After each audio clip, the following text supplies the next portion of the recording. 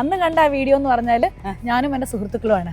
അതിൽ ഏറ്റവും സന്തോഷം എന്ന് പറഞ്ഞാൽ ഈ കോഴിക്കോട് സിറ്റിയിലെ പ്രോവിഡൻസ് ഗേൾസ് ഹൈസ്കൂളിൽ നഴ്സറി മുതൽ 10ാം ക്ലാസ് വരെ ഒരുമിച്ച് പഠിച്ചവരാണ് ഞങ്ങൾ. 12 പേര്.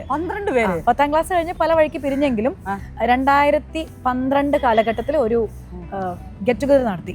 ആ ഗെറ്റ് ടുഗദറിൽ ഞങ്ങൾ വീണ്ടും ഒരുമിച്ച് ചേർന്നു. അപ്പൊ അതിൽ കുറച്ച് പേര് എക്സിക്യൂട്ടീവ് മെമ്പേഴ്സ് ആയിട്ട് വെച്ചു. കാലിക്കറ്റിലുള്ള കുറച്ച് ആൾക്കാർ, ഞാൻ ഖത്തർ ഗൾഫിൽ എക്സിക്യൂട്ടീവ് മെമ്പർ പോലെയായിരുന്നു ഞാൻ. ആ എക്സിക്യൂട്ടീവ് മെമ്പേഴ്സ് അങ്ങ് വല്ലാണ്ട് കയറി അടുത്തു. പിന്നെ ബാക്കിയുള്ളവരിൽ നമ്മൾ എക്സിക്യൂട്ടീവ് മെമ്പേഴ്സ് മാത്രമേ ഒരു ഗ്യാങ് അങ്ങനെയാ. ഇവരുടെ 12 വരെ പിരിക്കാനുള്ള ഒരു ഏറ്റവും വലിയ ആയുധം കിട്ടിയിട്ടുണ്ട്.